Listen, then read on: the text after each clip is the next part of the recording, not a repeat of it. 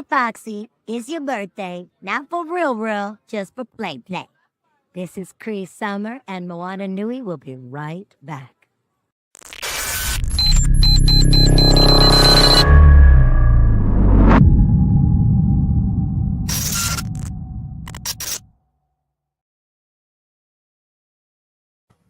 What is going on, everybody? Welcome back to another episode of Blerdcast Live, and I cannot wait to get into this one. I am joined by yet again another very special panel of guests, but I can't wait to introduce them. But first, before we start the show, if you haven't, please hit that subscribe button. Please hit that like button. Show both our channels, Moana Nui and Blerdography, some love.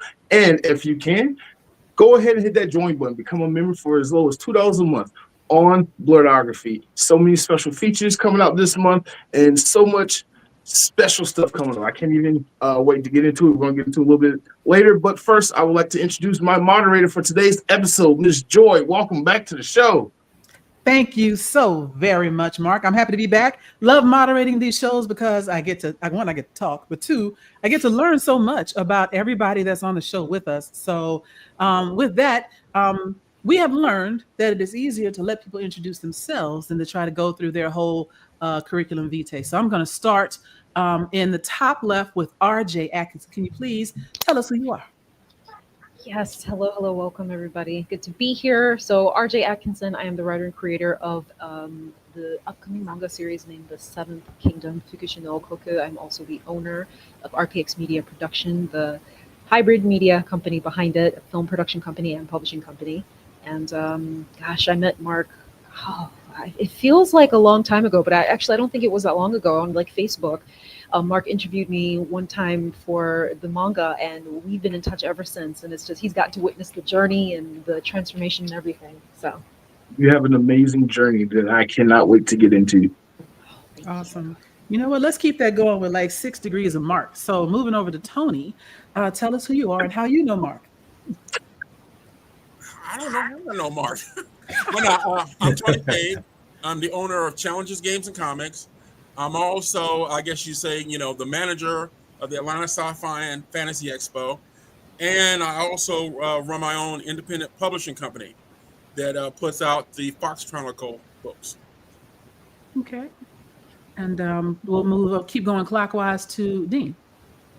Hello, my name is Walter Dean of Dean's List. I help people bring their cosplay dreams to life.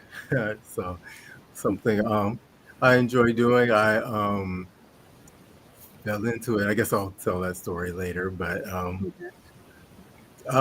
I help people by creating cosplays for them. I have an Etsy store. I teach sewing. So where do you live? Busy. Because I need help. Because I'm gonna tell you right now, it's some suits in my closet, or some suit pants with like staples and the other side of tape on them, and that is probably not the way. We need to get that figured out. And I don't even remember how I met Mark. Seems like he's just always been there. But I just can't remember where it started. That's funny. And seems to be a common factor. Like one day he just popped up. Yeah, like I always been here. Your microphone in your mouth. Yeah. I have always been here. Mm-hmm. Last but not least at all, we got Skip over here. Please tell us who you are. Baby boys, baby girls, what's going on? It's your boy SKIP.88 here from Blerdover Incorporated, a 501c3 nonprofit in the city of Birmingham, and the founder of African American Comic Expo, another Black convention I'm bringing to the city of Birmingham, the first and only one, and we're trying to make it bigger and better every year. And my nonprofit, well, we celebrate the African American excellence inside the nerd community while giving back to the community in a nerdy way. Okay. All right. Well, I'll jump to myself. So my name is officially Joy Stevens. I go by JoyRide08. By day, I have my own business as well. I am a inclusion and diversity consultant or corporate culture consultant for corporate America. So I spend my days trying to teach people how to be nice to other humans. And in the evenings, I am a gamer. I'm a sometimes blogger, really haven't done that much recently. I have my own series on YouTube called A Moment of Joy, which is for my professional side. I'm a K-pop enthusiast and a K-drama fanatic, an anime fan. So yeah, I do a lot of stuff when I'm not telling people how to be. And of course, Mark, this is your show, so make sure everybody knows who the H you are. Who the H I am. Everybody knows me. I am Mark. I am that guy with the camera that's always taking pictures in a non-creepy way. And everybody knows I have my little YouTube channel that I now have recently, just this year, with the help of some friends that's been on the show, converted it into an LLC. And I'm collapsing my photography business and turning it into my content creator business and doing some awesome things that way. But oh my God, like everybody else here that's on this panel, like has been doing so much for so long. I've known everybody for so long. Tony, I've been a customer of yours since I was a child, so that's probably why you don't remember me. And Walter, like me, you just appeared in cosplay, and I've been like, cool. And then I got to know you. I was like, that's dope. You're somebody I need to have in my friends list just in case when the cosplay moment comes up. And I'm cosplaying now, so I'm gonna be hitting you up. Okay, that's come up briefly, but we haven't discussed it in detail. Oh, well, okay. There's that one cosplay we discussed in detail, and I still want to do that one. But we need to get you in there. You're in all these spaces. You need to look the part. That's true. That is very true. So the first question I want to ask of everyone, and feel free to answer or not answer if you like. I don't have much to add, etc. But I do believe this is a universal question: is what made you decide to start whatever business it is that you have? Let me add another part of that. What made you decide to start the business that you have, and is this your main source of income? Ooh, that's a good one. That's a good one. I guess I can start. Yeah, go ahead. Somebody else. Okay, so I actually kind of fell into this because, like, design, fashion, cosplay, those are things that I wasn't familiar with growing up. Never had an interest of fashion or design or anything, but I started going to Dragon Con and started with simple costumes that I'd purchase off of Amazon or eBay or wherever. And I decided I really wanted to get more serious and have better costumes. So I paid somebody to make a costume through commission, and the costume was amazing, but the amount of money I paid for it was not okay. So I wanted to continue to have nice costumes, but I couldn't afford to pay for them. So I was like, I'm going to have to learn how to sew. Okay. So I kind of said it in passing, but a friend of mine who worked at Goodwill at the time got me a sewing machine. So I was like, I guess I better go ahead and learn. So I learned how to sew, started making stuff for myself, and Bar Fox of Cosplay Your Way. He was my first cosplay model. Okay. But I started there making stuff for us, and then after I got used to it, I really enjoyed it. So I wanted to get more involved, so I started making them for other people. Okay. And is this your like full-time thing? For a while it was, but I figure if it's going to be possible for me to retire one day, I should probably go into a regular job. So I am working a regular job right now. I work in the sewing department of a marketing and exhibit company. So that's my full-time job, but I still make sure I get the time in to do what I enjoy doing, which is the cosplay. And I love doing cosplay myself. I love making the cosplay. I love teaching other people to do that. So it's, I have to make sure that remains an important part of my life. We got to get you on to the like Cosplay Your Way track or whatever you call it at Dragon Con, so you can like lead some of those discussions. I would love to see a different face up there talking about how to build stuff, how to build something for people with thighs that are outsized according to ANSI standards, and how to how to make something that doesn't make your booty look like it's sitting on your back. Yeah, but Bar Fox of Cosplay Your Way and we do panels together, and we talk about things like that. So Cool. yeah, so we want to make sure that though you do have those options. We want people to know that they have those options and know how to make those options work. Okay. So anybody else, how did you decide to start, or how did you get started, even if you didn't decide to do it? And is this your main gig? Go ahead, ma'am. Wait. RJ, go ahead. Okay. Honestly, so RPX originally started as a film production company, and we still do film. We really just decided to pivot because this was an aspect of work that I wanted to get into, another form of storytelling. But I originally started my company because I could not get hired anywhere else. Which I like to be 100% candid. A lot of people say, "Oh, it's so inspirational that you're able to do," and they don't understand. I had a master's degree, and I was applying to work at very large studios across Atlanta. Seeing the productions on Georgia State campus, seeing productions take place on campus, and then watching the movies and saying, "Oh, that's Georgia State." It was all over our campus. And when I was done and I went and applied to places, no matter what kind of experience I had behind me, it was kind of sorry, I spoke with one executive, and this one I never left this one.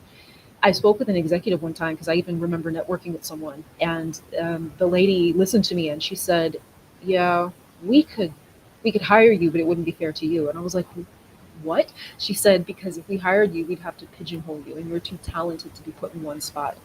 Wow. And it's a compliment, but at the time it didn't feel like it. My bank account didn't feel like it. So I was like, "Thank you for keeping me broke." That's so inspirational. That right. Won't be making money. Yeah. It's for your own good. That's a weird thing, though. I got that same thing when I used to apply for comic book shops. Of course, when you're young and stuff, you're like, "Oh, I want to work in a comic book shop." Yeah. And they all kept telling me that if they hired me, that I wouldn't stay. It's weird. I couldn't even get on at a bookstore. Yeah. Mm-hmm. So I started RPX for that reason. And I kind of ended up going through, and you've heard this before, I went through K-pop. After I was done with K-pop, when COVID-19 hit and all of the concerts kind of shut down, I transitioned to do music videos. Then I did a short film. And after that, after spending months preparing to film for 3 days and just seeing how exhausting that was, I said, if I did that, I can work on some of my other stuff. And so I decided to just take a stab at the manga. Being someone who doesn't really read manga and didn't really start working on a manga collection until I started writing it. But to me, it was kind of it's the skill that transfers anyway. So that was where I got started. Is it my main source of income? No, because actually one of the artists was in town for Shao Kahn, and I actually took them with me to a photography gig that I did for WIFTA, Women in Film and Television Atlanta. So I do photography, I do voiceover. I used to do freelance editing. So I have a number of things that I'll do on the side just to kind of supplement. But that's also because it's a principle of general financial literacy. You always want to have multiple streams of income, right? Yeah, definitely. Yes. I'm gonna hit you up about that editing in about a year and a half when I finish this book I've been pretending to write for 6 years. Yeah, you're gonna have all the skills, right? And then I'm gonna get a costume. I'm gonna have an editor. Okay. I'm gonna sell it at Tony's bookstore. I got a plan. I got a whole plan. Okay, and we're all gonna be working together, making it happen. That's honestly one of the purposes of this show tonight is to showcase not only the excellence on screen right here, but also how we can work together, support each other, continue to network and make connections, etc. Just because I do stuff in corporate doesn't mean that I might not have someone or know someone with money that needs one of y'all. Specifically, I got a friend right now that's trying to do a Garnet cosplay, and of course, none of the costumes fit her because she is all the way, yeah, she got all the things, and that's why these nerd spaces are important. You're not going to find help for that in mainstream. Absolutely not. I'm gonna send her your way as soon as this is over. I'm gonna tell her, you know how to say, I got somebody for you. But moving on. So Skip, you were about to say how you got started. Yeah, I got started with my nonprofit, which started off as an LLC. Going to conventions, well, as a kid, being a nerd, love everything that I love, as Teenage Mutant Ninja Turtles to Transformers to Yu-Gi-Oh to Pokemon cards. Going to the con space and seeing all these amazing people in costume, but not seeing enough of African Americans in costume. You do see a lot. You do see a few, but you don't see a lot. And just seeing them, that was like a great moment, just to let me know that there are black people that does this as well as me, but now they're seeing the other side of it, that how they get ridiculed, talk about, they don't feel appreciated in these spaces that we all attend to. So I decided upon myself to make Blerdover LLC, where I do interviews, I do podcasts, which I haven't done in a while because life has been lifing. So Right. that's why I've been kind of MIA. And some of y'all may know, I have just been promoted to be corporal. I'm no longer an officer now, so I'm Oh, a corporal in the city of congratulations. Birmingham Police Department. And now I'm training the new recruits when they come out the academy. So that's what I've been doing lately. Nice. I just moved, got my new spot. As you can see, everything's still not set up yet. So life been lifing, but I'm still doing things in my city. Just did the back to school drive where we had over 200 book bags that we donated. We had people came and got book bags, and then after the event was over, we still had more items to give away for the back to school drive. Okay. When that being said, so I came from a different background as being a police officer, seeing things that my city needs. I always wanted to give back. I was raised that way, and I wanted to do it a unique way that nobody else in my city doing. So I put my nerd spin to it, and let's do something nerdy in the community. And we have been doing that by having these events, by sponsoring certain schools, and everything that we do, we put a nerd spin to it. So, Love that. like you said, we always doing, want to networking. Like the young queen above me, like she can come and help and give a class to upcoming comic book artists that I have met. They want to make their own comic. They want to produce their own animes. That I could get with Dean. That I have met kids and adults that want to make their own costumes. So it's a lot that what my nonprofit can do and we can do in my city of Birmingham, and I want to do more of it. So, and that's how Blerdover Incorporated got started. I love it. I love it. And having it as a nonprofit, just from my point of view, I did something for a church a couple weeks ago, and I'm like, my fee is this, and they're like, "Ooh, we ain't got that." I was like, "Well, the fee, figure it out." And they're like, "We can't afford it." I was like, "All right, so what I'm gonna do? I'm gonna send you an invoice for the whole fee." And because they're 501c3, I gave them a massive discount, but now I can take that as my charitable contribution. And so it allows people to give you the discount without losing on both ends, So, I that's wish I had known that like years ago. Say what? I said I wish I had known that years ago because I was working for a nonprofit and came up with the same situation.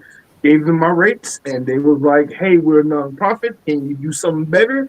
And nothing ever happened because I didn't know how to deal with nonprofits at the time. But like, I didn't know that bit of information. If I had known that, I would have been able to turn it around. Yeah. All It's you a need book is out there proof. on it. But they have to be 501c3 because if they just Jethro's charity, that's just Jethro's money. But if they have that 501c3 status, then you send them an invoice, and if they sign off on it, they're saying, yes, we know that you're giving us this amount of stuff for this discounted price, and the difference is your charitable contribution to that. So I'm low key trying to help you get RJ and Walter to show up for the 501c3.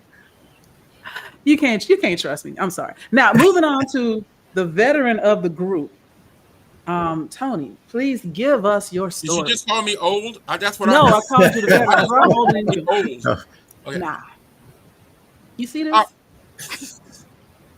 Well, I got some up there somewhere. When you squint, you see it. Right. But so I think but I do think you've been in business The longer question than again, anybody else. I'm old, so I forget things easily. All right, tell us your story. Okay, well, strangely enough, I started playing chess and collecting comic books when I was like 8 or 9 years old. All right, so those were like my original entries into nerdom. We're collecting comic books and playing strategic games. then later on and stuff in high school, we were, playing in chess tournaments. And we went to like, one of the affluent parts of town. I think it was like Parkview. And we whipped up on them with some chess. And then the guys came over. It's like, hey, that's a really good game you guys played. And they started talking with us about different things. And one of the guys were like, do you guys play Dungeons and Dragons? All right. Now, my school was like 99.9% black good kids. Okay. All right. So we're all looking at each other like, what's Dungeons and Dragons? All right. So the guy invites us over to his house and shows us how to play Dungeons and Dragons. And suddenly we realized that there were a whole different part of nerdom out there that we didn't know nothing about. All right. And then a little bit later, I got into photography, and I saw this thing and stuff called the Atlanta Fantasy Fair. All right, that was going on back in the 80s. And so I was like, ooh, I want to go to that. Then I looked at the ticket prices and like, ooh, I don't have the money for that. And then I'm like, oh, they said volunteers. Aha. So I went to the volunteer meeting, volunteered to be a photographer, and that was my introduction into fandom. And see, like I said, I remember and stuff going to conventions like the Atlanta Fantasy Fair and also Dragon Con, and I could count the number of black folks on these little fingers right here that were attending. So now when I sit there and like see thousands upon thousands of us at shows, I'm just like, swelling with pride that, everybody feels that now they can start flying their nerd flag, Right.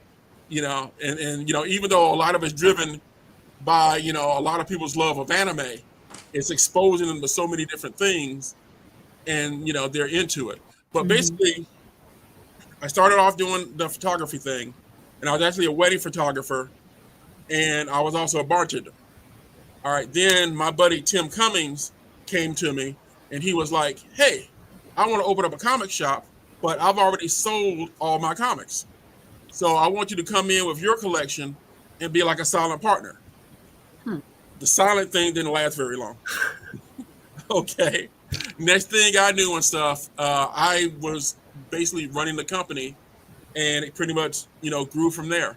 And like I said, I put the photography to the side, except for fun. I stopped tending bar, and I started doing the shop full time. And then, of course, from doing the shop, we started doing community events, which turned into the expo.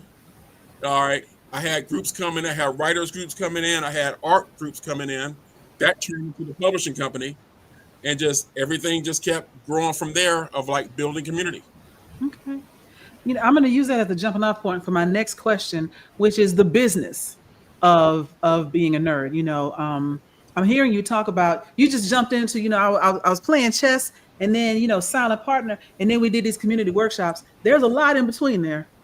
And so help me understand. It was only a 90-minute show. True. But so, I asked earlier, is this your main source of income? But also, how do you run your business? I think about my own business. My pricing is a secret because it changes depending on who you are. But I have, how do you figure out what you need to live off of? How do you figure out how to reinvest into your property? If you have a brick and mortar, how does that factor into your expenses, et cetera? So how are you making it work? Because generally speaking, of any business anywhere in the United States, if it lasts past 2 years, it's a miracle. And so y'all should all be patting yourselves on the back just for that. Especially in a niche like Blerdom, like Black nerdom, or nerdy stuff in general. But how are you making it work? Well, like I said, I've been doing this now for 30 years. 30 years. Yeah, and I'm still broke. As Dean mentioned and stuff, I still have like no idea how I'm gonna do that whole retirement thing. Not that I planned on anyway, because I always had the belief that once you stop working, you stop working. All right. Sure. So, my whole thing is and stuff, I don't even see myself wanting to retire. It's like, what I'm going to do? Sit at home all day? That's not going to work for me. But as far as the business, like I said, I'm in retail. All right. And let's be honest. There's basically nothing you can get from my store that you can't go and get on Amazon for cheaper. All right. That's why most malls are the way you see them now. Empty. The malls that are succeeding are the malls that have high price stores. Those people aren't shopping on Amazon for the best deal. It's like people and stuff that shop at the Apple store. You can't go online and get like your Apple products cheaper. Right. People that are doing the high end clothes, all that stuff. So those malls are still flourishing. All right, but most malls now that had like the stuff for like middle income people, most of those businesses don't exist. Like I said, recently Joann's just closed. All right, Party City just closed. Walgreens is closing stores left and right. Macy's just got through closing a whole bunch of stores. J.C. Penney's is almost gone. Holding on by a thread. So retail is not easy by any shape of the imagination. But what I do is that I push the whole community thing. It's like, yes, you can go get these items cheaper online, but where are you going to play? Where are you going to come hang out with these other people and be a part of this community?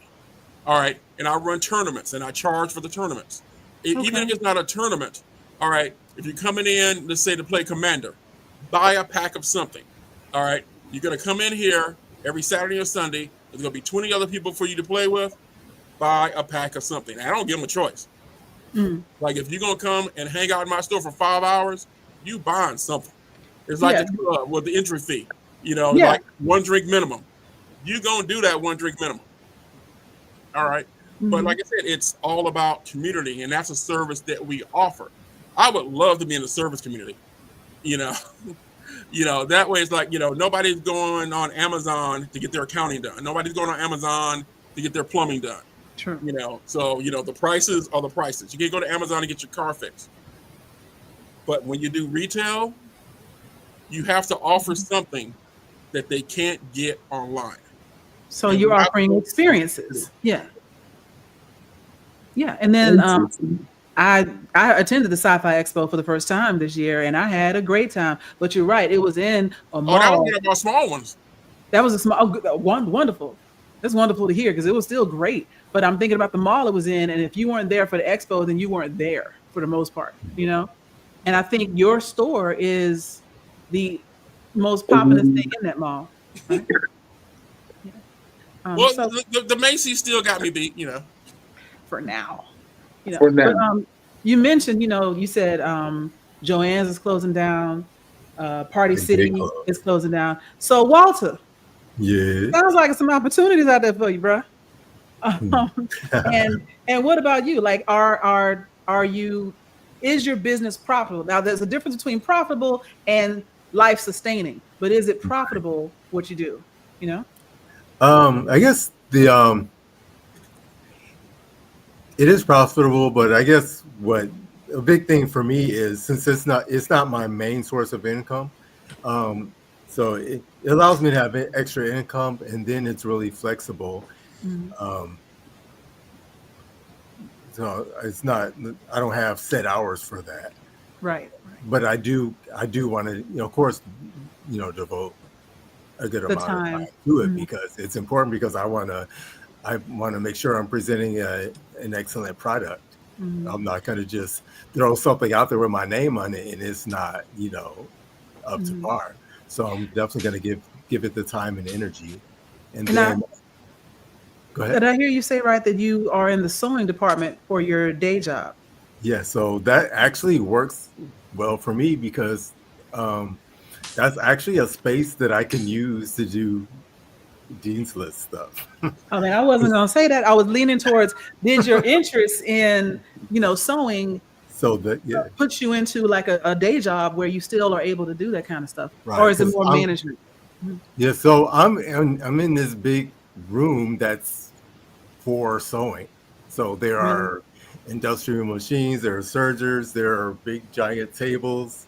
There are a lot of tables that I can configure any way I want to get the space that I need, and it's that space. And then I actually find that just being in that space is motivating, because it's a creative space. There are other people in there who have similar skills to mine that I can, just by being in the room with them, inspires me and gives me ideas. So, and I think it's important to be in those spaces where you can be inspired, network, gain from other people's experiences. Yeah. So that's a big bonus for me to be in that environment. So it's similar to the apprenticeships of the olden days, where you learn from people that have been in the business longer than you, learn techniques and secrets, etc., just by being around them and seeing them for a while, and then ultimately you become the expert and you pass it on to the next Padawan. Yeah. I just mixed like 5 genres.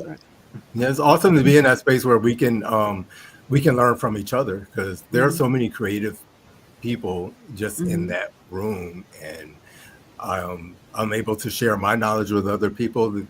I gain knowledge from them, so that's awesome. And then another thing, as far as being profitable, I think it's important to do more than one thing. I said I do the commissions, and I have an Etsy store where I can sell other, individual items. And that helps the community in a way that it's a resource, because certain things that I sold, like in my store, my biggest sellers were,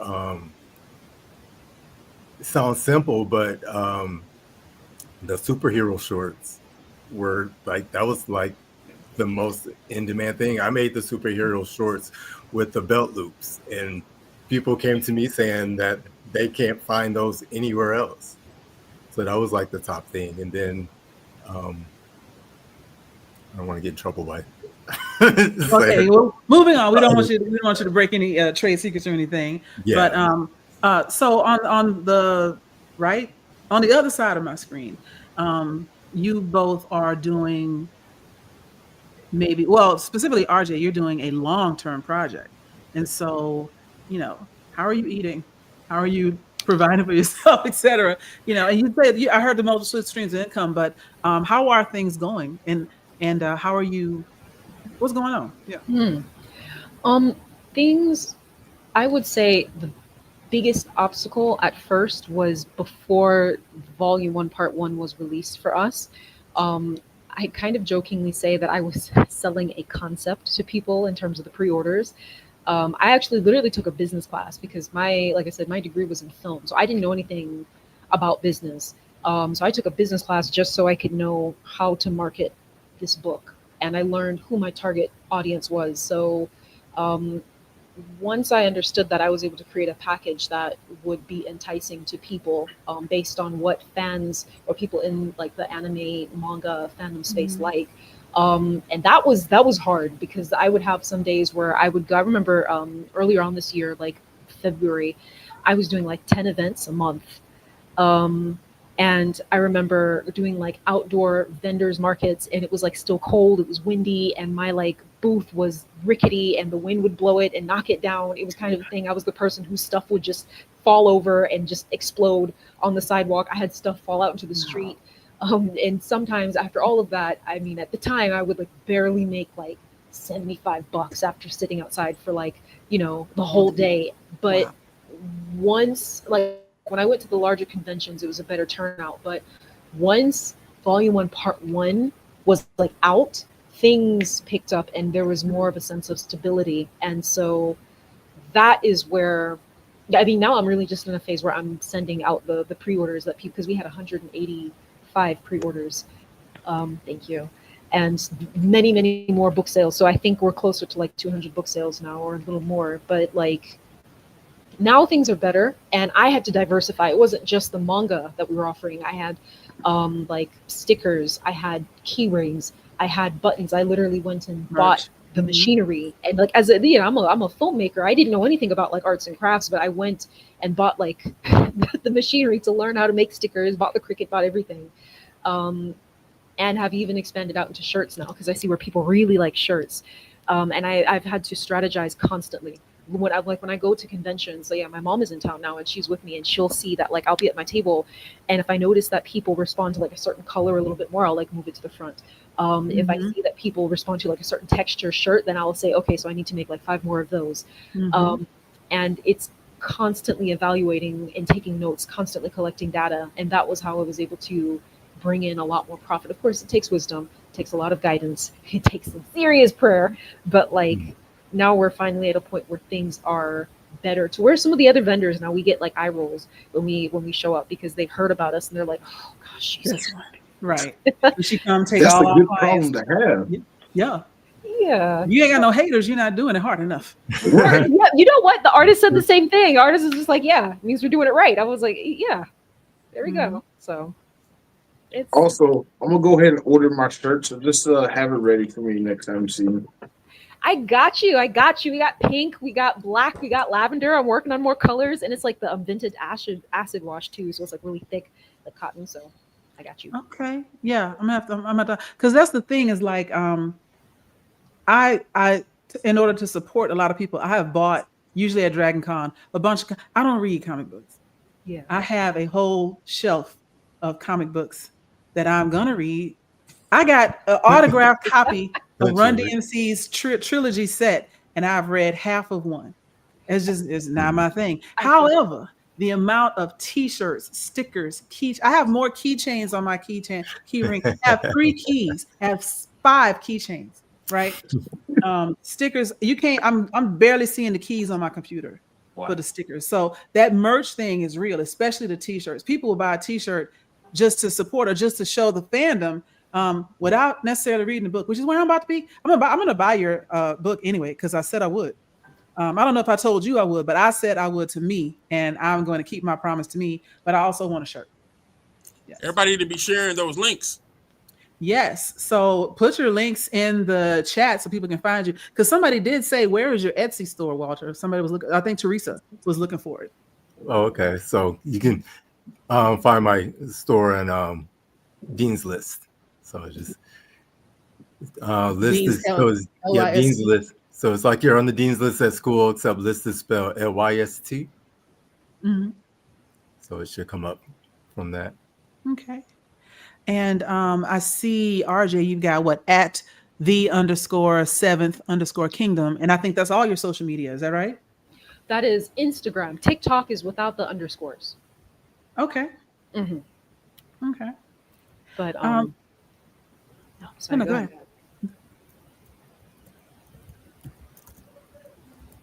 So Lovely Calienta says, love you Snookums to one of y'all. Whoever that's for, take that. There you go. So Skip, how are you making $1 out of 15 cents over there? Thank God for the city of Birmingham and the paychecks. And plus now, since I got my new promotion, I get 5% more of helping training. So basically, take a little bit from my job, put that in my Blerdover account, and some of my members that we pay dues, they put the money in, so we make it grow. Then by me being in Birmingham and people catching on and seeing what I'm doing, we getting a lot of donations. We getting people inviting us out to places that not enough nerd spaces are, we seem like it's not to be welcome at, but now we getting into these places and bringing our side to it and let people see what we're doing. We open up their eyes to a whole new field and get into the community, because they see what we're doing is positive, and it is very creative and it's very unique. And so we always have people making donations. We always have people that want to make, donations of with some comic books, with art and everything like that. And that's how we kind of get ourselves making our profit. And now, since we recently got a new project, we have a 360 photo booth, and we take that around, and we have people to get on that. They can pay a donation, and they can get how many spins they want to, and that's how we make another way of making donations for the Blerdover Incorporated business. Okay, wonderful. Actually, we got a question here. Do you find that conventions are welcoming to diversity in competitions like cosplay and illustrations? Like, do you feel that it's a level playing field if you compete, or if you compete in any of those situations? I think it depends on what it is you're doing when you go to the con. For me as a photographer, I say it's level playing field. Granted, there's so many different rules and ways how you have to go about being a photographer at a con. But like I love seeing like other photographers get work, people who I personally followed or who I've seen like come up as I come up. I love seeing them get work. I love sharing my clients with them because I just love seeing how they create, like with a subject that I would create with, or with the tools that I create with. So especially at a con, there's plenty of cosplayers out there for all the photographers and videographers to eat. And like what RJ said earlier, like you got to focus on the product you're producing, and like what Tony said, the experience you provide with your business, with your service or whatever. You got to provide that. Do customer service. For me, for my business with Blerdography. Anyone that's ever done a photo shoot with me, especially Micah, because we do large group shoots all the time now. I like to have fun. I like to be funny. I like to make sure the cosplayer is comfortable. And I like to do whatever is comfortable for the cosplayer with my own creative input on top of it, especially if I know the character, and just make it an experience that they can remember. Because as a photographer, yeah, you're gonna have the photos forever, but you're gonna remember that photo shoot more than that picture. You're gonna look at that picture and you're gonna remember that photo shoot. You're gonna remember every time I made you smile, or I made you laugh, or I got the perfect shot because I was just having a casual conversation with you, getting to know you while you cosplaying as this character, what you like about these characters or the specific anime or genre. I make my photo shoots memorable. My avatar, the last Airbender shoot at Dragon Con, everybody loves it because I make it fun, because I know the show, so I make it fun for everybody that attends. Same thing with Power Rangers. Power Rangers is my bread and butter. So I like to just bring that fandom, my inner fanboy, to the cosplay shoots that I do, which is why I switched from doing like weddings and like school shoots and corporate shoots, because that stuff is boring to me. Like cookie cutter photo shoots are boring. Cosplay is never boring because it's always something different. It's always a different aspect of the character or the cosplay you're bringing out.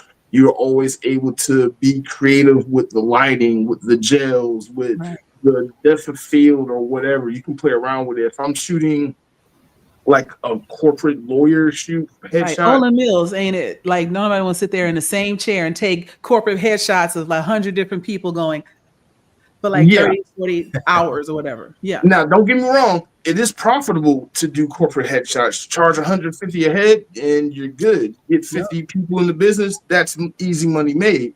But that is the boringest way to make money for me. And that's so, but it also from a streams of income standpoint, there are some things that I do where they're like, hey, can you come and do, I don't know, managing difficult conversations, which usually means somebody put their foot in their mouth at work and we need to have a whole group session to help that one person understand how to talk to the rest of us. Can you come and do it, say it so we don't have to say it? And I hate those type of things, but I do it and I charge for it.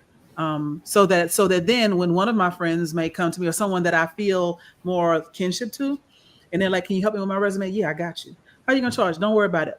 Some people, depending on how I know them and if I believe in them, pay me when you get a job. And I can say that to someone because I made my money from the corporate boring stuff that I did so that I can work with people who, and then I tell them, when you refer me, you tell them how much it was supposed to cost, So anyway, that is not a sustainable way of doing business, but in those certain instances, it does work. And I wanted to talk about pain points because like we all have things that we do and then we have things that we love to do. And then we have things that we have to do in order to get to the passionate side of our respective businesses. So what are some of your pain points? Anybody can start with that one. What gets on your nerves? What do you just like suck up and say, this is a part of it? Okay. Go ahead, Mark. I hate when people ask for a discount. I'm sorry. Yes. I just hate that. And it's not a specific group of people. It's not a specific clientele. It's literally every single body that comes across my way. Even like friends, family, that's one thing. But like repeat clients that I've had for 10 years. And I'm like, I've given you a discount for every single shoot you've done. Can you just once pay the full rate? Just entertain me one time, pay the full rate. But everybody asks for a discount. Everybody want to be friends and family. Everybody want to, sow a seed. That one used to be one that makes me so mad. hearing that. Well, oh, if you just sow a seed and do this 5-hour photo shoot for this reason or that reason, it's gonna come back to you tenfold. And I'm still waiting for those seeds to be sown. I cannot eat exposure. Right. Oh, that one. That's another one. People say I will pay you in exposure, and Right. I just be like, all right, good luck with your endeavor. I'll see you later. I can go create my own exposure. Yeah. Try to turn in some of that exposure when they're asking for the rent money. Exactly. Yeah.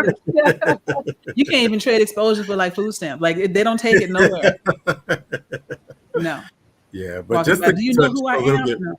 Mhm. just to touch a little bit more on that, asking for a discount. I feel like when people ask for a discount, they're disrespecting the craft because they're not respecting what's going into that product.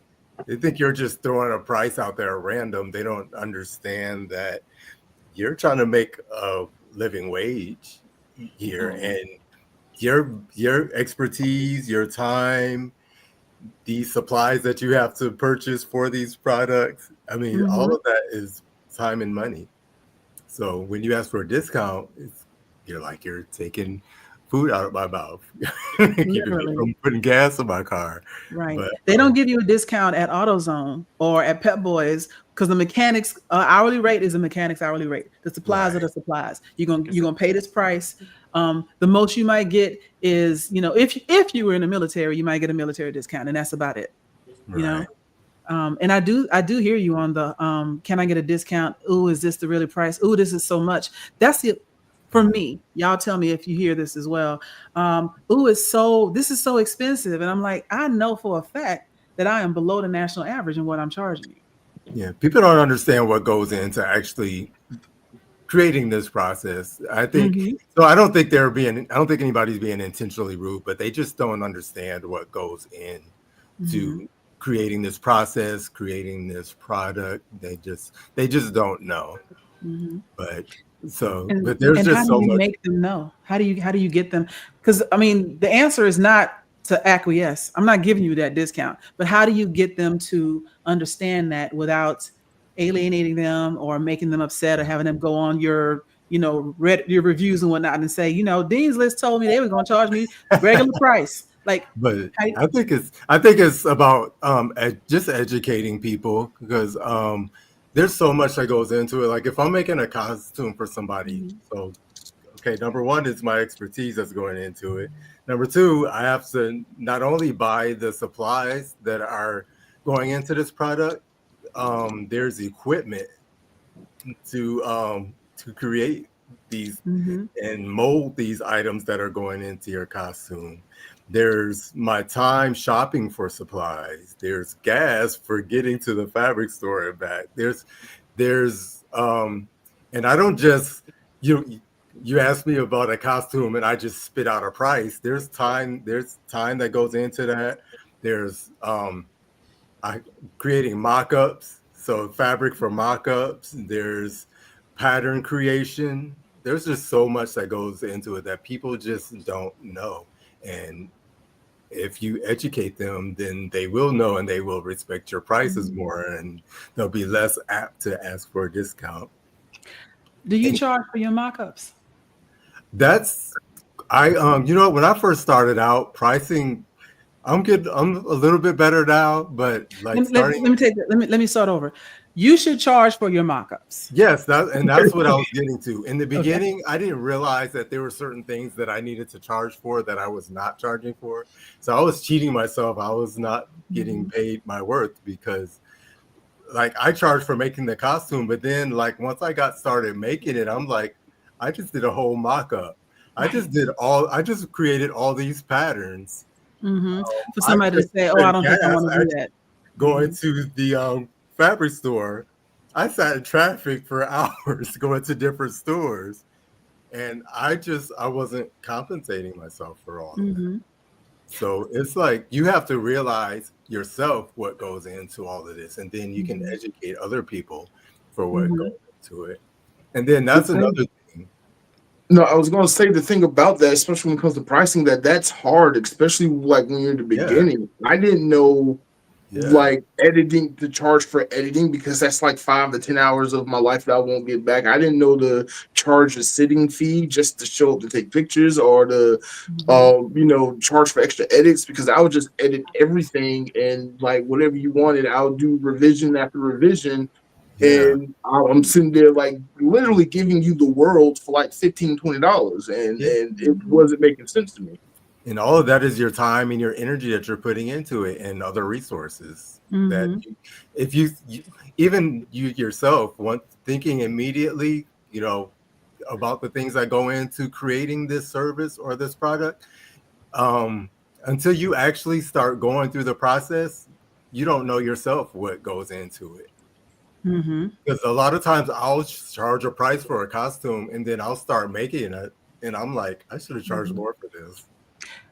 So, question on that. So, from especially anybody that's dealing with physical products, are you raising your prices on some basis?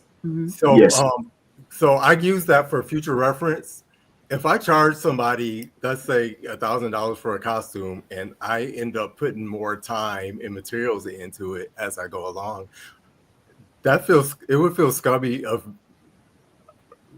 I think that would be bad for me to go to that person and be like, oh, I charged you $1,000 for this, but I feel like you should pay $1,300. I just think that's bad practice. So if I start making a costume, I want to put my best foot forward, and if I end up putting a little bit more into that than what I originally planned, you charge it to the game. I would do that, and that's just I guess that's on me. Because I want to put my best foot forward. I want to present a product that I'm going to be proud to put my name on. But then for the next time, okay, last time I was 12 hours. Next time I'm going to make sure I put 12 to 15 hours in the estimates. I put that, in my mental bank to keep in mind for next time. So now I know that I have to charge for all these different things that in the beginning I didn't know that I needed to charge for them.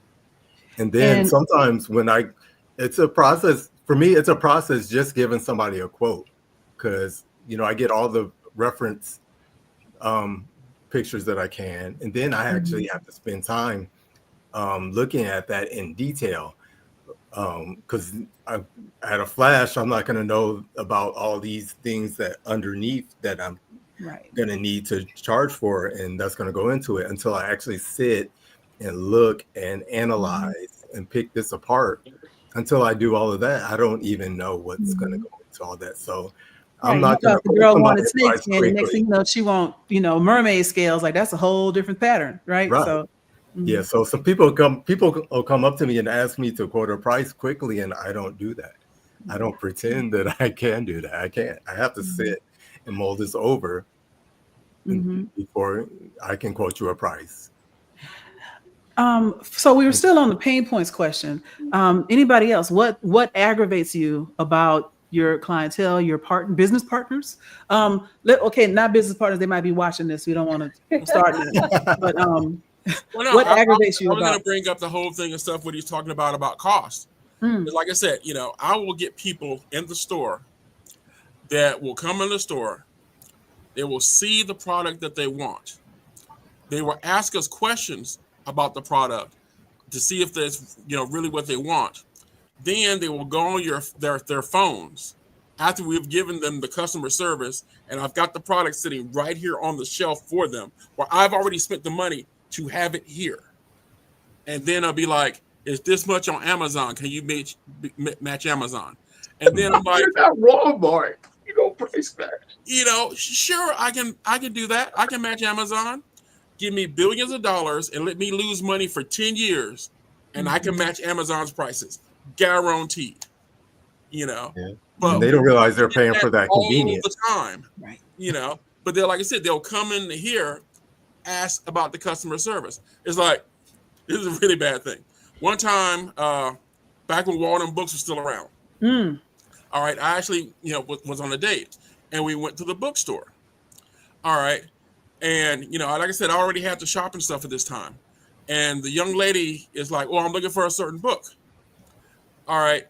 And she finds the book she wants in this nice air-conditioned environment. The book's there on a nice lighted display and everything. She looks through the book to make sure it's exactly what she wants. And then I was like, well, hey, you ready to go ahead and get the book? She's like, nah, I'm going to go ahead and just order it off of Amazon. And then I kind of like just look at her, but I'm like, but they've got it right here on the shelf for you. And you've looked through it to make sure that it's what you want. And then she was just like, yeah, but I can get it cheaper on Amazon. And then I made the point. It's like, okay, so the customer service that they gave you isn't worth the price difference? And she just looked at me and blinked. It's like, that was our one and only date. Because, apparently she didn't take into consideration how I was getting the money that we were going out with. Is that only thing in her mind was is that she wanted to get it off of Amazon after going into Walden Books and making sure it's what she wanted. Yeah, and that is another thing. You put all this time and energy into something, like I'll go through the process of getting somebody a quote, and then they'll ghost me or just be like, nah. But I've already put all this time and energy and into looking that over and spending my time, and they're gone, and I can't get any of that time and energy back. There's a research fee. Yeah. So that's also included in my fee. Understanding what you're worth is a journey. You just don't get it right on the first time. And then as you start to get, as the aggravation builds up, when you like let something slide, and now you're not anymore. And then you realize, once I break down the price that I'm offering and all the labor I put in, I'm making $25 an hour. Like this ain't it, and starting to realize those sorts of things, you start to change the price. Then it comes to the point of sticking to your guns and refusing to compromise beyond, a reasonable level. Like, can I be flexible? Yes. Can I be, bargain basement cheap? Absolutely not. And then of course, as you're trying to build your business and, you staring down the barrel of rice and beans for the next 6 weeks, sometimes the lure of taking whatever can be there, especially for a young business. So my next question is, how did you get past the poor phase? Oh, past it. I will say there's broke and there's poor. Broke is I don't have enough money to do what I want to do. Poor is I can't pay all my bills on time, no matter what I do. And so if your bills are paid, you're not poor. But if there was a time where you're like, I might have to go ask my mama for something, I'm about to be, driving Uber, shaking it on the weekends. Like if you got to that point, I said what I said. If you got to that point and got past it, how did you get past it?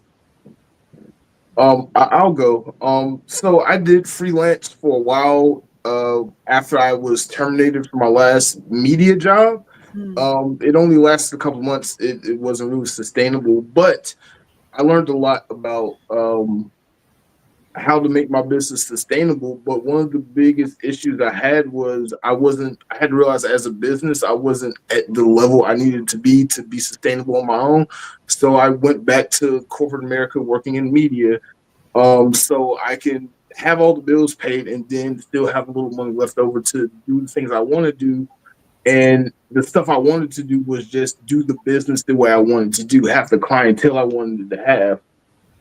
And that's the process I am now of rebuilding and rebranding my business so I can focus on those gigs that I'm passionate about and not necessarily have to care about doing the corporate cookie cutter shoots that I don't really like. A friend of mine who also runs the YouTube channel, we had a debate about why is it easier to put 40 hours a week into somebody else's business, making them billions of dollars, than putting 40 hours a week in your own business. And I constantly go back and forth in my own head about that because it's hard. Like, it's one thing when you go into a job, you clock in, you do what you got to do. 8 hours later, you go home, you can do whatever. But your business, it never stops. You never stop working in your business. And a lot more structure too. There's a lot more structure and a lot less risk when you work for other people. Yes, there's risk is still there. It depends on whether or not you're willing to accept a different kind of hard. There's the hard of doing work you don't enjoy, but at least knowing that you'll always get a paycheck at the end of it, and knowing how much you'll get. And then there's the hard of having to figure out where to get that paycheck from when you're running your business yourself. And a lot of people don't like that lack of security. They don't like that risk. And so they will choose to build someone else's vision over their own because it's too much of a gamble, they perceive. It's a valid concern. Right. Yeah. Also, when you're running your own business, there's no way to pass the buck. Right. Yeah. Right. If something goes wrong, that's on you. Yeah. Have any of you ever? I mean, I'm sure Tony, you're in retail, so I know you done fired some people at some point. But has anybody had to fire a client in your business, like just decide not to work with them? Anybody besides Mark? We're gonna anybody else? Mark has had all of the experiences. No, I mean, this was what RPX went through. Maybe 75% of the time before we decided to take the leap and do the short film. And that was why I transitioned from doing like commercial films, music videos, things like that, to straight up just doing storytelling. I remember saying to my DP one day, I said, I'm not doing any more Instagram reels for anybody. I don't edit for people to this day. I've had people come to me and say, you want to do a music? And I'm like, nope. Because I went through the process of having to learn to refine my legal paperwork, agreements and contracts that stipulate exactly what I need, what is expected, the parameters, how we're supposed to operate, and then the pain of recognizing that people literally just sign the contract and don't read it. And then you have to go back and smack them on the wrist because they didn't read, and they get upset and they throw a tantrum. I've had people approach me for projects, and before we even get started, I didn't even like the way they spoke. I said, nah, nope, because if you're not getting this level of communication correct, if it's not even thorough here, it's going to just get worse, because typically with relationships, when people get comfortable, they get sloppy. They do. If they're sloppy in the beginning, then it's only downhill from there. Exactly. I also learned this: once you go up and you get to a certain point in your life, you can't take everybody with you, because everybody gonna fail off. Yeah. Because I had people in my group see what I'm doing, and they just couldn't keep up. They're saying, they try to flip it on me, saying like, bro, you're doing too much, there's too much going on. But you said that because you're trying to tear me because you can't perform. And some of the people that they used to be in Blerdover is no longer here because they couldn't perform. Or you give them multiple opportunities and they don't produce nothing. What else can you do? So I put it on you. You leave the group. I don't fire nobody. I don't tell nobody to quit. You do that on yourself. You fall to the wayside. So you can't go back and say. So you can't say Skip fired me and say, no, it didn't. You just didn't perform well and you left on your own. Yeah. And I'm going to use that. I was going to say that I have had clients that I've had. One person comes to mind who kept bringing concepts to me, and I would look them over and quote prices, and he would be like, no, I'm going to pass on that, but can you do this one? So basically I was just continuously doing quotes to this person, but they never wanted to commit to a project. So it was just, I had to get to a point where I was just like, that's it. He would come to me and ask if I would quote a price for him, and I straight up said no. Nice. Because I couldn't keep going through that process. That was a waste of my time, and you were never going to commit to anything. So no. Right. Stop leading me on. You have to know when to draw that line. Right. Some of your clients, some people who want to be your clients really just want to waste your time. They want to they want to, drain you of your expertise and then walk away, feeling good about themselves, or feeling like, oh, I didn't ask for that much, just everything you know about your craft. And then I'll decide I could go do that myself. Go ahead, Mark. Hey, Okay. Mark, before you answer, did Jabbar ask a question in the group? Because he just texted me, said, are you going to answer the question? I was like, what question was asked? I thought I answered. What question? I didn't see a question. He just texted me. No, I don't see a question on the chat. Like, I'm looking so he said he was like, a fan of everyone. And no, I asked the question something again. was said out loud. Did he put it? If you put it, so if you remember, we have several group chats. If you remember one of those group chats on Facebook, we are not looking at that right now. I'm gonna need you to put your question in the chat for this live. Or he might want you to answer a question about the clients as opposed to people you work with. Like, have you ever had to deny any clients? That's what I'm about to get into. Go ahead. Okay.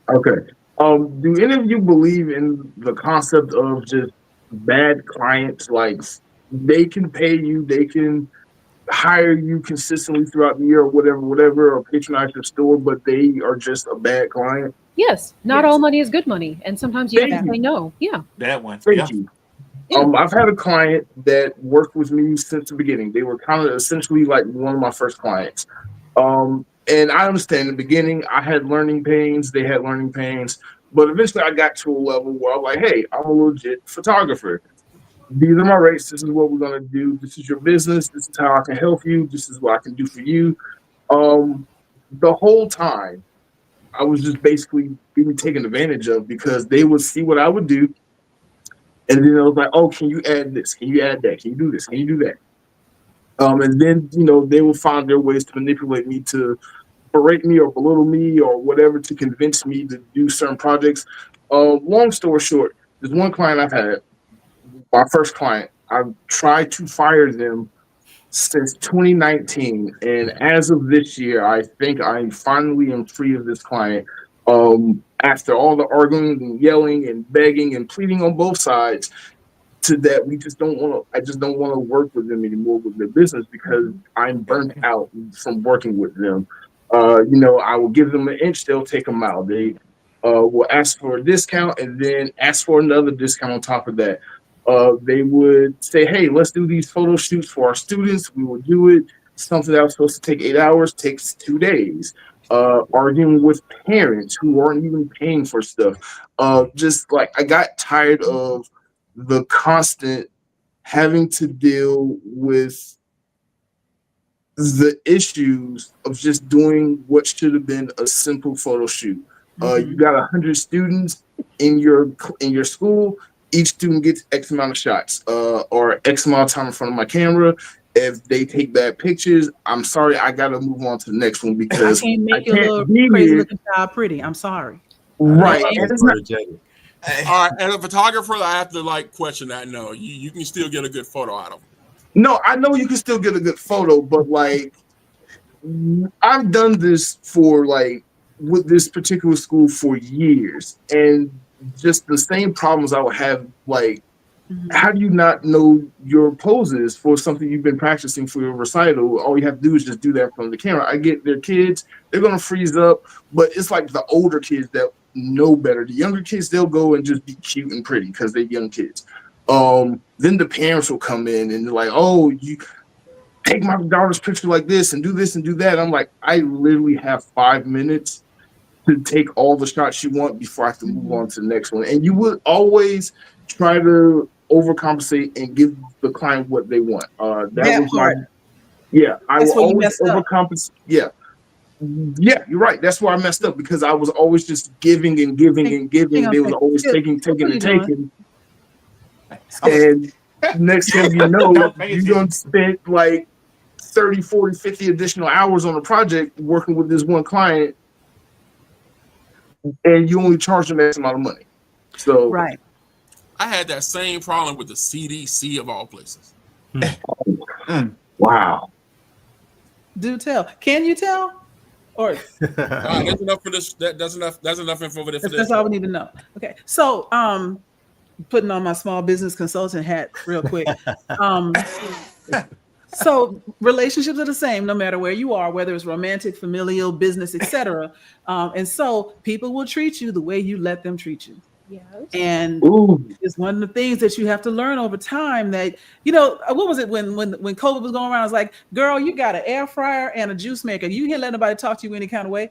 Like there was a joke, but at the same time, when you think about, your skill set, the amount of time, the years of experience that you have, the fact that you've been working with them for a long time, that overcompensating is you telling them, I'm not sure I'm worth this, so let me do way too much. Just be like, I'm worth this, and this is the price. And little parent over here who's telling me you want all this stuff, we can negotiate a separate deal on a different day if you like. I can come and do that for the price of whatever it is if you want all these special pictures of your daughter. Otherwise, she get these 3 shots and get off the stage.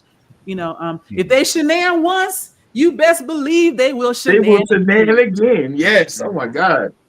Absolutely. Absolutely. And even when I was in corporate America, when I was working for a Fortune 200 company, we had business partner clients because we didn't sell direct, we sold through distribution. It'd be the smallest distributor that did maybe $500,000, which again, we're talking Fortune 200 company, $500,000 distributor. I got stores that do more than that. And they out here making no money and telling us, I want this, I want that. I spent $500,000. You should be down here every week. I'm like, dude, the HEB in Houston does $500,000. Why am I worried about you? And having to put them in their place. Sometimes you burn some bridges, but is that a bridge you want to go back over? I don't think so. So what are you allowing to have happen to you, and why are you continuing to put up with it? You know, if it's just for the money, there's other money. I do wonder the hard way. If it is a big client that you don't want to lose the client because they are what do you call it? Repeatable, they are reliable to book you again and again. Okay, so you booked me for one day, but this rate, if we go over that day, here is my additional per hour rate. Enterprise Rent-A-Car does it to you all the time. The car is due back at 6 o'clock. At 6:01, you got a second day on your bill because you went over the time. Other businesses, this is not an unusual thing to request. Oh, right? They're gonna call us to come get the car. Yes, Oh. they That has happened before. Try being a wedding photographer, and you've got it where you're booked for a certain amount of hours. And of course, the weddings always start off late. Right. And then all of a sudden, when they get that additional bill because they didn't went 2 hours or 3 hours over, they don't want to pay it. Yeah. And it's like, I was here on time. Right. And then they like, well, we didn't start. Look, I showed up at noon. It's not my fault. Y'all didn't start this wedding until 1:30. Yeah. Right. I guess this That's boils where down contracts I are think king. Yeah. I think we got so comfortable in this day and age. Just because you have a black business, people expect for like, I'm gonna support this black business because I know they're gonna cut me a deal. Yes, what he was saying, just because I'm black and you be like, they're gonna cut me a deal. Yeah. Matter of fact, there's a company I love and I got a whole lot of their stuff because I do have money. Actively Black. If y'all are familiar with the brand, recently they've been around for a few years at this point. Like I want to say maybe 10 or 11 years. They had a Wakanda series. They had a Carlos series from the Olympics. And they recently put out a series of like T-shirts, etc., that are made not only from 100% cotton, but 100% cotton grown by Black farmers. They're trying to give back to the community. It is an amazing new collection that they have out. But that 100% grown by Black farmers cotton T-shirt is $60. And so people were like, oh my God, I can't believe it's $60, blah, blah, blah, blah, blah. And then Ralph Lauren comes out with this Spelman and Morehouse collection. I only know about it because I went to Spelman. And a T-shirt from the Ralph Lauren's Cottage Hill collection is $120. Well, you a Spelman woman? Yes, I am. Go ahead now. Okay. Now I'm gonna tell you, I bought all three of the collection for Actively Black, $60 Popeye, no questions asked. I did not buy the Ralph Lauren collection because I just don't do Ralph Lauren, but a whole lot of people did. And the owner or the CEO of Actively Black came on the internet talking about he gave praise where it was due to the Black creator of that line for Ralph Lauren, et cetera. He goes, but I don't see the complaints about price under their post the way I see complaints about price under my post. And yes, they're doing a lot, but I'm trying to support Black farmers and everything else. So yeah, the cost to get it to you is going to be a little bit more because it's a different supply chain. And some people were understanding and some people weren't trying to hear it. But even a business like that has an excellent name, puts out excellent work, still has people talking about, oh my God, the price. Tony, what do you want to say? Well, I'm going to get deep here. Yes. Let's still talk about the other side of that. That the people and stuff that will not support you because you're Black. The other Blacks who will not support you because you're Black, because they assume that they're going to get better service going to the white shops than going to your store or going to your business. All right. To me, that's the thing that still upsets me to this day. It was one thing and stuff when you're hearing that stuff, back in the 80s and 90s, but it's still going on. That's a major issue. because people devalue black businesses. Mhm. Just the fact that it's a black business, people will think that you're not getting the same quality, or you're not going to get the same service, but it's just the value just because it's a black owned company. And It's here, and Tony, like what you mentioned, you missed one thing. This it's a common thing for everybody. People don't support your black business because they just don't like you. mm, They said, I'm not gonna support you because you're like, why you support them? Oh, I just don't care for them. Like, I could do something better. So you always gonna have that competition as well. They say, I'm gonna outdo your comic book shop because I don't like you. I'm gonna be your competitor. that's crazy. I mean, I understand. I might understand why they want to, but the fact, the why of why they want to is trash. It is. I know why you're doing it, is. but your reasons is trash, right? Especially if it's something that they're not even really committed to or interested in. Like Tony's been doing this for 30 years, and they pop up like, you know what? One day I went in there and he was helping another customer while I was waiting, so I decided to run my own business. And, hey, bro, hey, all right. Exactly.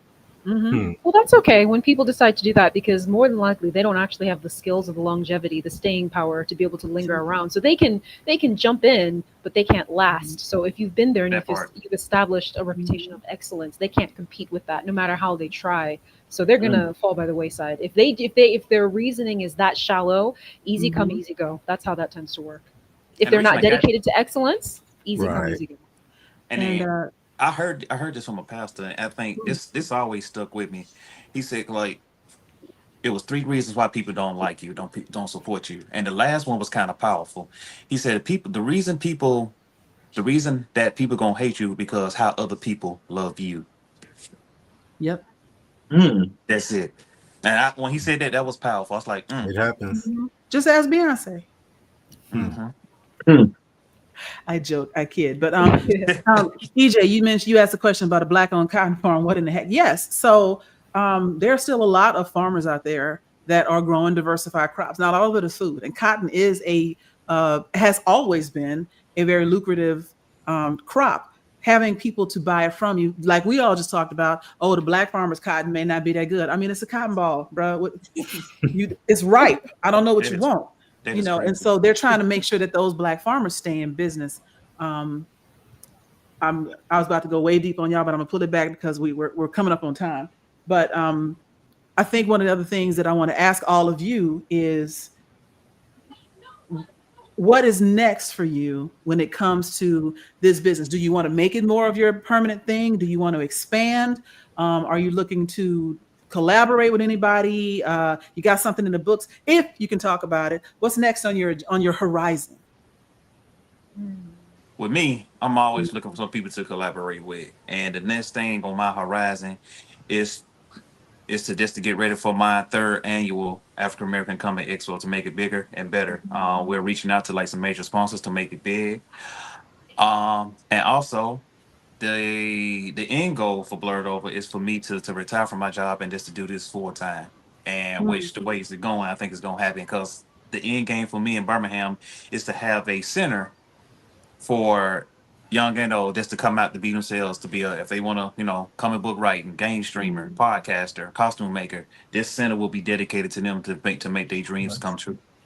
Like Obama tried to do in Chicago, like a center for the arts. Mm-hmm. Nice. Okay. Anybody else? Really just more convention events, and kind of just working on sending out more of the pre-orders. We just finished our recent collab with Tiger Sugar last month, and we had like 50 people show up for that. That was really great. It was awesome. And we had more people asking, which, I mean, our target audience also likes ramen, so, maybe there's something in the works. Oh, like a merch ramen, Seventh Kingdom ramen or something? Yeah, maybe, because I mean, this collab that we did with Tiger Sugar, it was like we made character designs based on like drinks and flavors. So we'll see. We're working on it, but really we're just trying to also work on getting part 2 of Volume 1 out as well. So yeah. Okay. Good deal. Yeah. Tony, what about you? I'm assuming that the expansion would be on the expo and experience side, but what's next or coming up for you? Actually, that's pretty much it. We've got like the regular events and stuff that we're regularly doing here at the store. And what is it? Yeah, just coming up. Yeah, just coming up Sunday. I'm actually having a staff meeting for the Atlanta Sci-Fi and Fantasy Expo for people who want to help us organize it and make it better and bigger than it was last year. I'm going to be providing snacks, pizza, hot pizza. If Really? anybody wants to come in and stuff and want to help out. And Walter, I don't know how I lost touch with you last year, but I need you, man. We need to make this. Yeah. Let's make that happen. I need you. I was like depending on like the young folks, in their contacts. That's like no. I need people with a little more gray. I'm sorry, I did the best I could. I shaved it off. You weren't supposed to be able to see that. Oh, trust me, I did the same thing with the little few whiskers I had. But yeah, like I said, it's all for me. It's all about community, and trying to help people get the next step. It's like even right now and stuff, we got art groups that are coming and meeting at the store every month that are like sharing ideas and drawing and I'm all about community. And hopefully one day I want to get invited to the Oscars. I want to be connected on some project, all right, some kind of way, and I get invited to the Oscars. I don't see why not. That's an attainable goal. Yeah. Attainable. I don't know. I'm getting up there in age and it ain't happened yet. So you got time. But you're highly connected, though. You have a lot of connections. Well, like I said, what's that old saying? It's like I've opened the door for a lot of people, but they didn't necessarily drag me up with them. Mm-hmm. That's a conversation for another day because that's easily 90 minutes. Definitely a thing. Mm-hmm. So we actually still have a little time left, which is a first for anything that I've moderated. I tend to drag us over, but rather than abuse our time limit, I'm just going to ask once again. Anybody going to Dragon Con? And where will you be if you're going? Okay. So Blerdover, we're having 2 panels at Dragon Con. Blerding Out was going to be Friday, and we got Being a Blur that's coming back in the Crystal Ballroom. So don't meet me there, beat me there. Gotcha. Blerding Out is like Wilding Out, right? Yeah. And it was a original idea for somebody out there. Yeah. Had to make that known. Right. It has nothing to do. One has nothing to do with the other. I just made that random comment. Anyway, no. So Dean, Walter, you said you're going to be at Dragon Con as well, right? Oh yeah, I would definitely be at Dragon Con. So definitely come and check out my panels. Come to the I'll be at the parade on Saturday. So come check us out in that.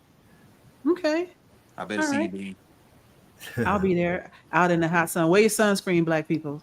Yeah, definitely wear your sunscreen. Yep.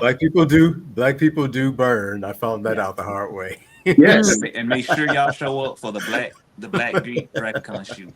Yes, Black Geeks Dragon Con shoot is epic. Right. Yeah, I was about to get into that.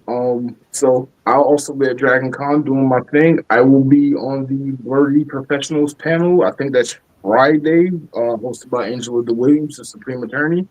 Oh, Lord. And so what? I said, oh Lord. I love her. Oh yeah. I'm on that panel with y'all, ain't it, Mark? Yeah, I think you're on the Blerdy Professionals panel with us on Friday, and then she's also doing her Is Your Favorite Anime Character Going to Jail on Saturday. I will be doing my usual Too Many photo shoots with the Power Ranger photo shoot, Avatar Legend of Korra photo shoot, Mortal Kombat vs. Street Fighter photo shoot. I'll be at the Black Geeks Dragon Con photo shoot doing video work for something. And probably I'm forgetting something. I know I'm forgetting something, but I'll be there in the sun. Okay. RJ, you said you're not going to make it to Dragon Con?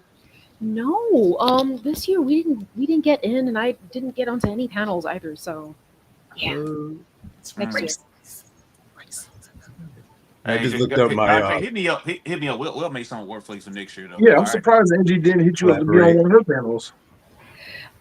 Yeah, no, we had a couple things kind of come up because I was also trying to go to Anime NYC, and that was really what I had my sight set on. So That makes sense. Okay. And so as we wrap this up on time, I want to give everybody just one last final push of what are your socials? Because I mean, they're on the screen, but a lot of people will watch this on their phones and they may not be able to see some of the smaller eyes. So just one time, just yell it out. Where do you want people to find you? RJ. So on Instagram, people can find us at the_7th. That's the number 7th_kingdom. Everywhere else is just the 7th kingdom.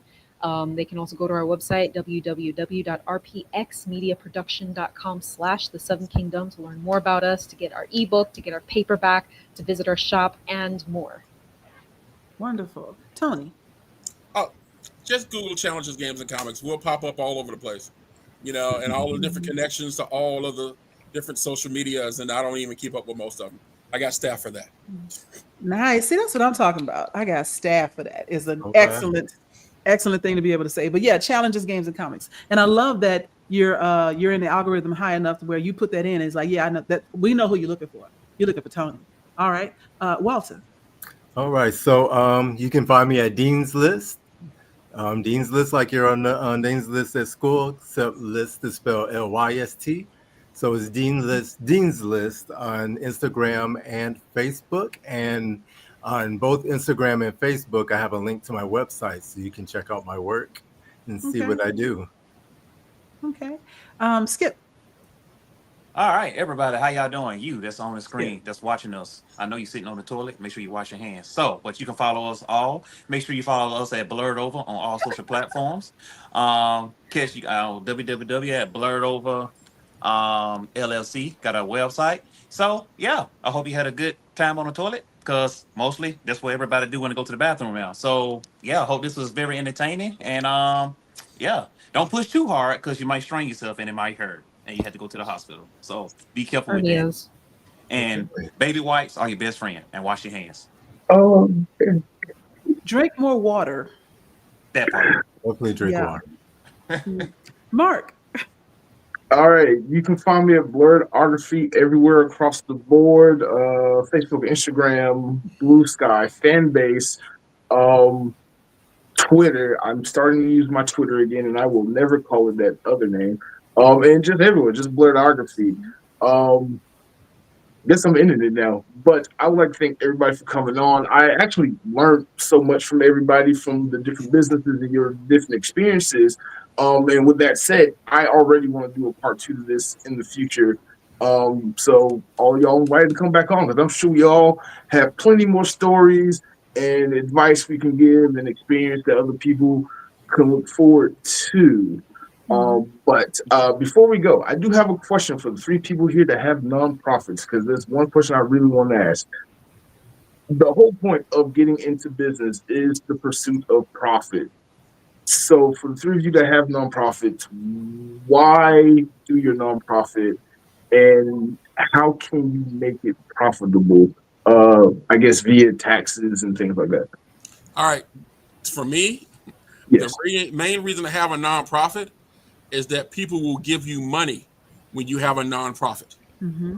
All right. If you don't have a nonprofit, they're like, oh, well, what you're doing sounds really, really good, and we love to sponsor it, but we need it to be a nonprofit.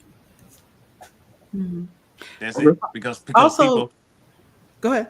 Because people love to give their money to something that is very positive and it's something different. It's it's not like what everybody else is doing. So what you're doing is very unique, and they want to be a part of it. And because it want to make, first of all, it's gonna make themselves look good, because they actually help out this nonprofit, and it's gonna make you all look good, because you actually getting the money and you doing something positive in your community. So they can, and word travels like, hey, we sponsor Blerdover and they doing something positive, and that brings you more people to donate to you, because it's always it's networking. Also, just as a side note, I think to part of your question, Mark, Goodwill, Salvation Army are all nonprofits, and they have payroll, and they have people who make 6 figures. Because a nonprofit doesn't mean it's not profitable. It means that they do not collect the profit that is generated by the company. So if your nonprofit brings in $100 grand and you spend $100 grand on expenses and payroll, that is a nonprofit. You have no cumulative year over year because it's all gets paid. So you can create a nonprofit and put yourself on the payroll, and now you work for a nonprofit. Perfect. Just make sure you do your taxes. Yes. Because we know who in the that big house in DC, but no name should be dropped.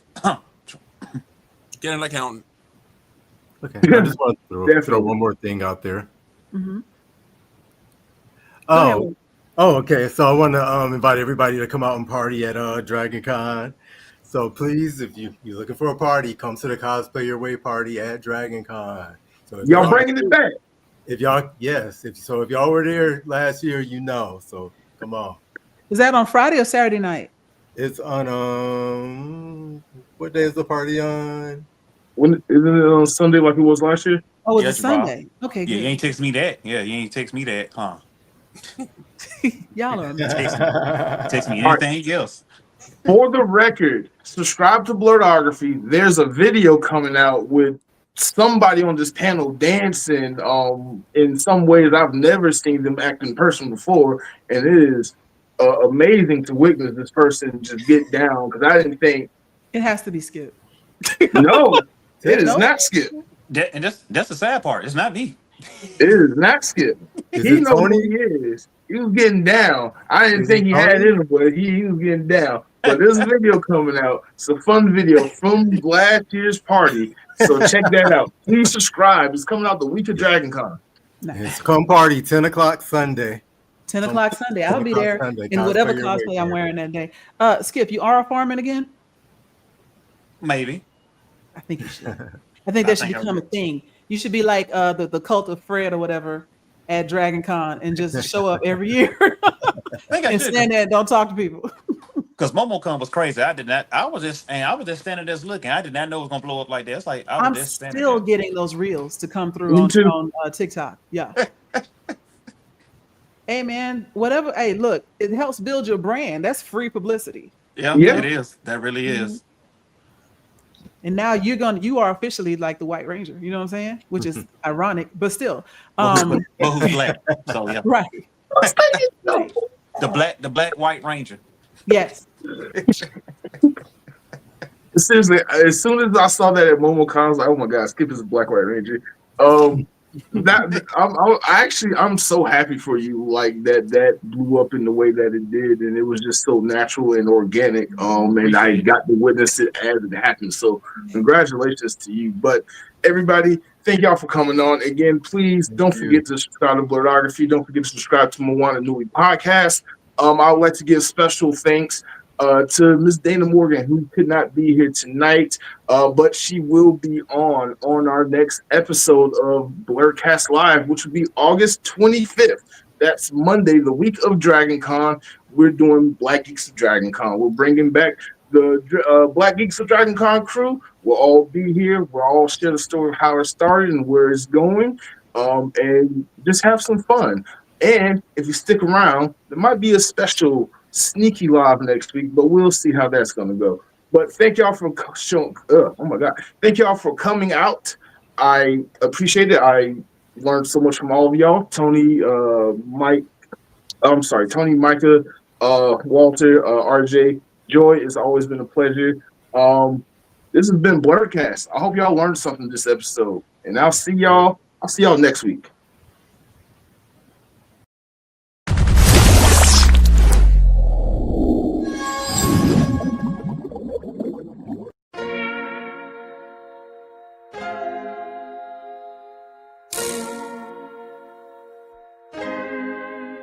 So many stories left to tell, even if we have to ourselves. Can't keep history on the shelf. If they won't tell it, we will. If this the land of the free, it was a freedom then, when they annexed Hawaii and called it cedar lands, without any type of payment and no signing off. Called themselves the Republic in 1894. 1.2 million acres overtaken from the native Hawaiians. When they resisted, the West retaliated in violence and erasure. The Hawaiian language is banned as part of colonialism's plan to expand, yeah. Stuck between a rock and a hard place. Multiple bombings of Kaho'olawe. As a part of their ongoing war with Asia, used it as a place for target practice. No consent or compensation. Colonizers call for annexation. No work out for all the locals. School will never let you know. So many stories left to tell. Even if we have to ourselves. Can keep history on the shelf. If we won't tell it, we will. Too many stories left to tell. Even if we have to ourselves. Can keep history on the shelf. If we won't tell it, we will. We will. So if you put Hawaii into perspective, well, Black and Asian history is interconnected. Considering the fight with the Pacific, then of course versus Asia, he was treated as a middleman for war, but didn't let the Western colorism run its course. Cause dark skin was a sign of dignity to core. The land was taken in the name of capitalism, when prior to it was an actual kingdom. Clap back at the system. Stuck between a rock and a hard place. Multiple bombings of Kaho'olawe. As a part of their ongoing war with Asia, used it as a place for target practice. No consent or compensation. Colonizers call for annexation.